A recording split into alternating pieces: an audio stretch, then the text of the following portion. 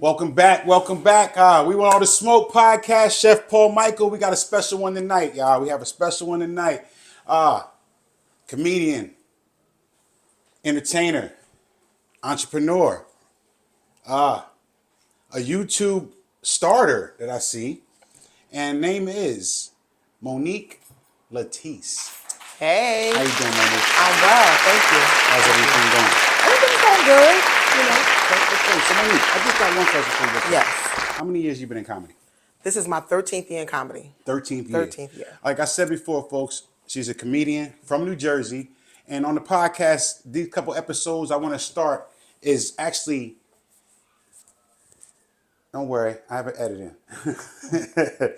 But actually, we want to start spotlighting comedians from New Jersey. So like, you know what I mean? So, and I actually really want to start, I want to put together a Watch Podcast comedy tour. Okay. That was something that came to my head because I love comedy. If you go to my truck right now and you turn on my radio, it's on XM. Okay.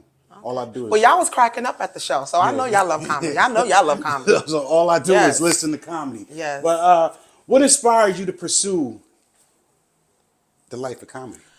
That's one of my favorite questions, because it's not the obvious. It was not the class clown. Okay. You know, I didn't know any comedians. Okay. I knew comedians, but I didn't know them enough to you know, kind of say I was in the atmosphere of other comedians. Right. Honestly, the reason I got into comedy is because I was searching for something. And have you found it yet? Yes. Okay. What were you searching for? I was just so depressed. I always loved entertainment. I used to be into hip hop. Okay. You know, I grew up heavily into hip hop, and I was a dancer. So I used to love to battle people and dance and So battle you used to people. like hop, I was heavy into dancing and battling. Yes. We don't got that on video? No, because it wasn't, nope. But I didn't know anybody in the business. Right. Had I knew somebody in music, I'd probably be a record producer. Okay. Because I used to love music that much, and I was always on punishment, and the only thing I had in my room was a radio. So I used to be in my room like, this one was when the beat was real slow. Gotcha. I mean, that's what I grew up on. Gotcha. You know, now so, you still dibble dabble in hip hop? You know, to me, when I'm on stage and I'm performing, that's my hip hop moment. You know, that's when I really. What actually particular moment that sparked your interest to being a comedian? Well, what happened was I was going to the barbershop, right? Okay. You know, the barbershops are all dudes. And they were in there, you know, talking about this, talking about that. So I used to be in there just going back and forth with the dudes. Okay. Like men versus women and just conversating.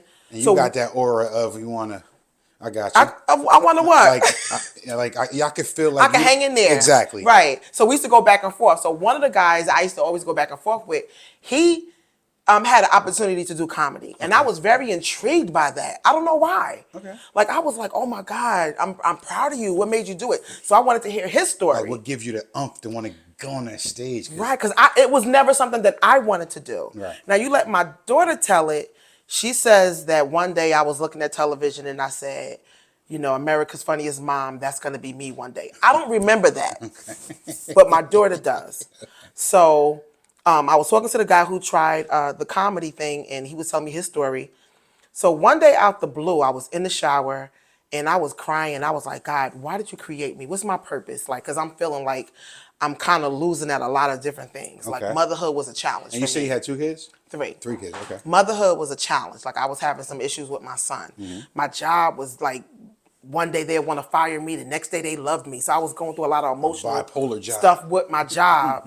And then it was some family things that was going on. And, you know, I was just feeling at a loss, to be honest with you. And I started really praying and asking God to show me why he created me, because I was feeling like, you know what? I don't even care if I wake up. I wasn't suicidal. But you didn't. But I just could care less if you woke me up. That's how bad it was like to you me. wasn't, it's whatever. Right. Okay. So when I really started praying that prayer, and this was like every night, I'm like, you got to show me my purpose, because I'm done.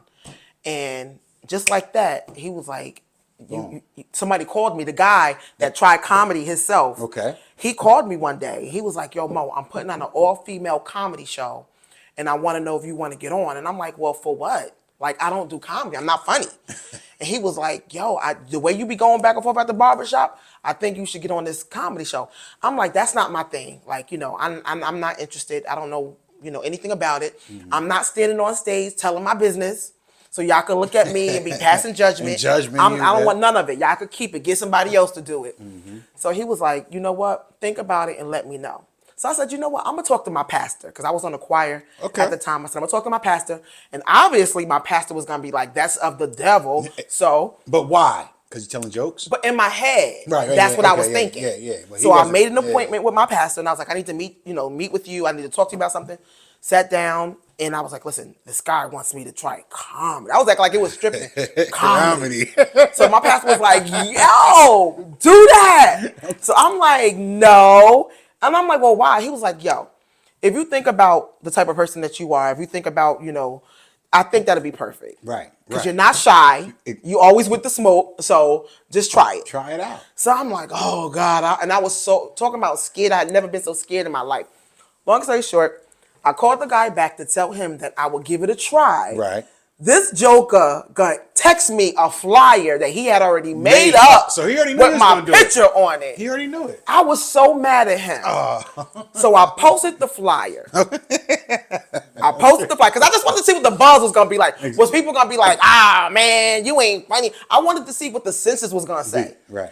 Posted the flyer up and people was like, I knew it. You should have been did this. Yes, you funny. I love hearing stories from you. You turned tragedy into something positive. And they was like going crazy.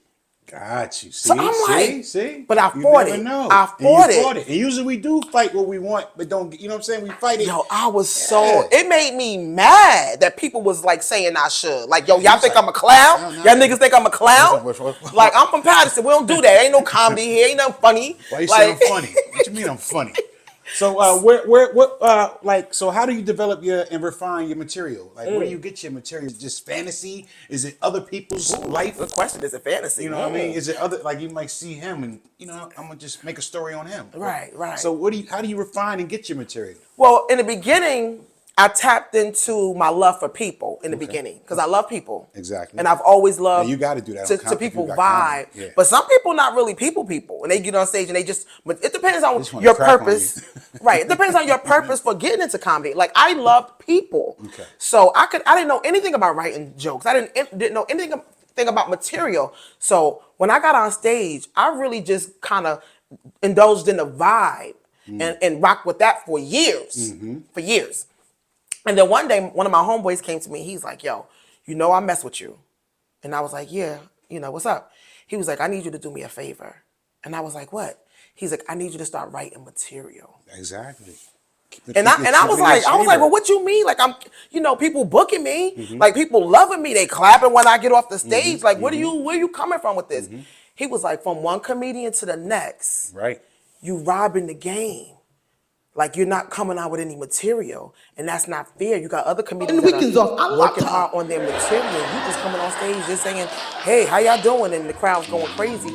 The one day my ex-husband called me, he said, "Listen, me and Sharon getting a divorce." I said, "No, the fuck we not." So you like material now? So Took me 2 years to break this bitch, and I'm not getting to know somebody else. Okay. So what I do, and I shouldn't even be telling y'all my So I go pick secret. up the kids one day. Tell She my always had to secret. plate for me What too, I do macaroni and cheese, cornbread with the corn Let's in say it. I still go off. Turkey wings with the I feel gravy. like you always So have I to go go pick off up the your natural kids. energy. She gonna come to the So car my talking natural about, energy is people. girl. So And you when know I when walk women into a start room, anything I'm always with- gonna go off of the There's vibe some that's in the drama room. to it, right? I'm not gonna do anything. She come to the car talking than about what the girl, room allows now me to I do. know So why let's you say cheated something pop on off the him. room that's hilarious and we just going crazy over it.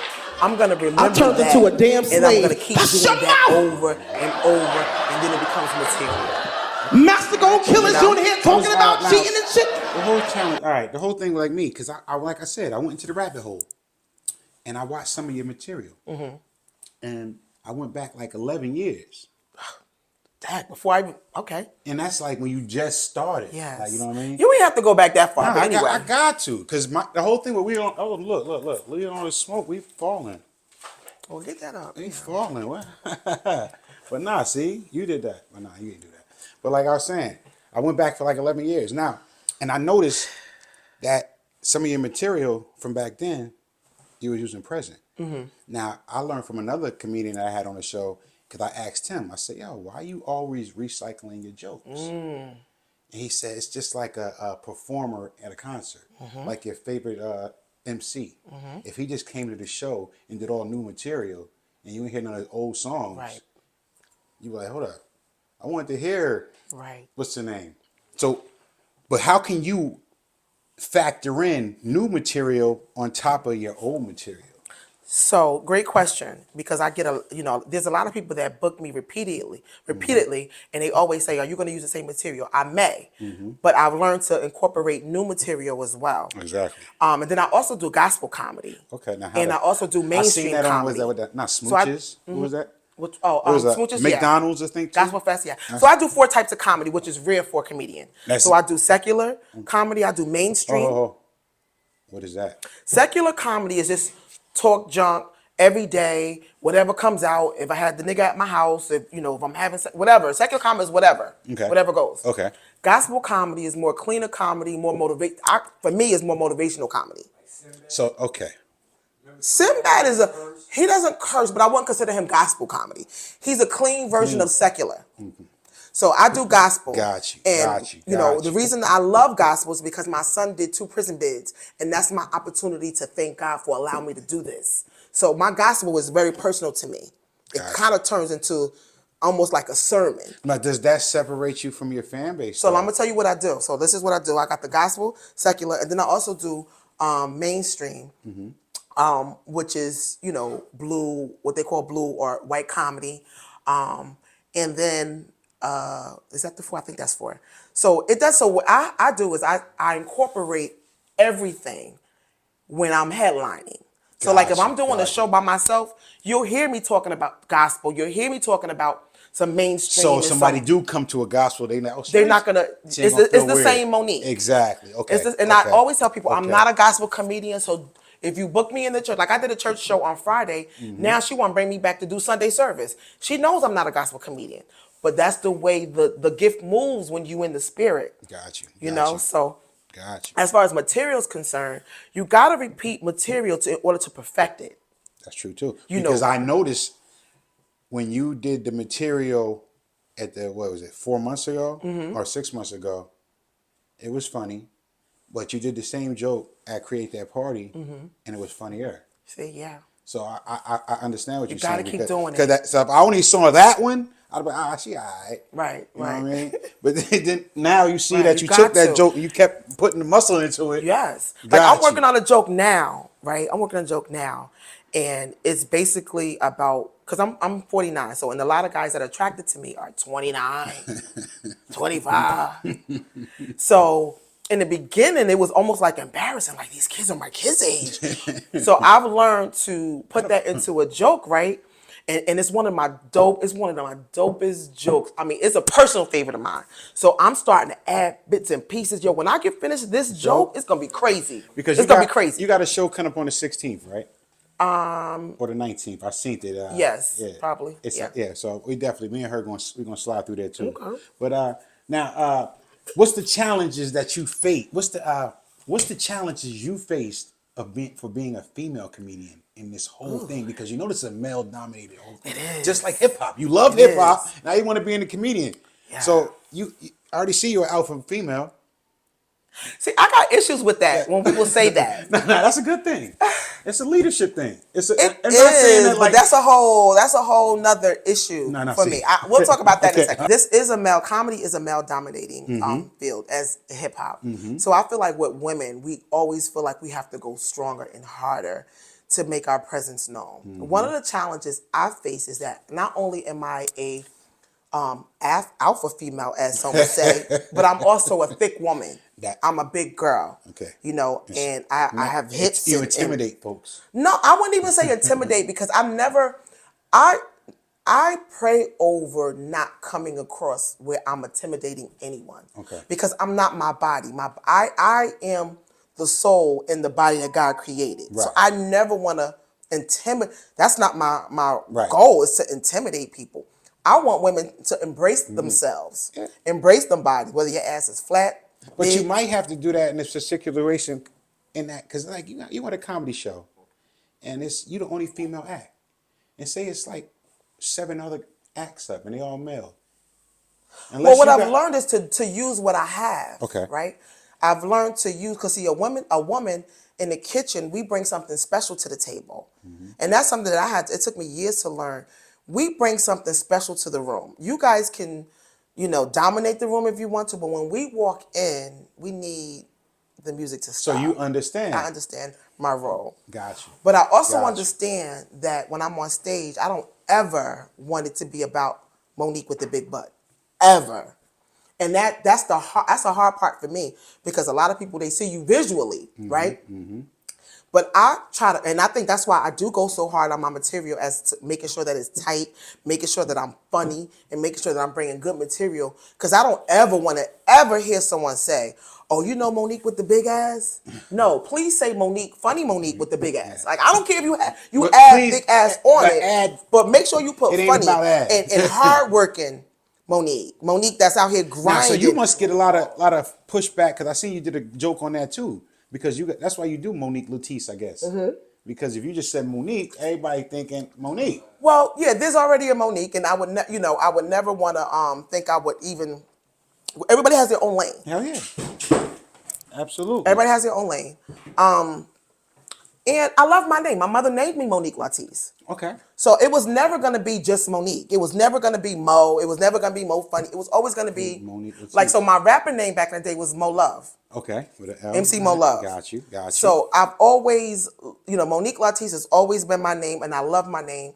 And there's a few people that tell me that you'll blow up if you change it. People have said that to me. Though? What's you gonna change? People have said that to me. If you change your name, the game is gonna change. Because it's like it's already somebody already named Monique, and it's like, can you get bigger than that Monique? Because but it's not Monique? about being bigger. No. It's about my room expanding, my Exactly. lane expanding.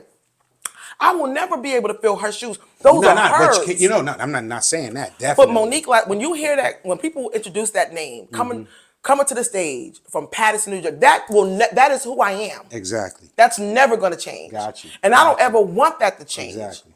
People have names all the time. Talent now, who's a comedian, has his son doing comedy. Talent Jr. So when I come on the stage, you'll know who I am. Exactly. Now, I've done some shows where people said, coming to the stage, give it up for Monique, and I cringe. Yeah, like mother. Right, because I want them to say Monique Latise. That's the only issue I have with it. Yeah. When they leave off the now Latise. they got an expectation. Right. So they think, holy shit, Monique here. And that bothers me. Yeah, like, bitch, no. Now you don't want to see me because I ain't her. Right. Like, nah, I totally feel that. Right, that bothers me. Feel So that. Pause that for a minute.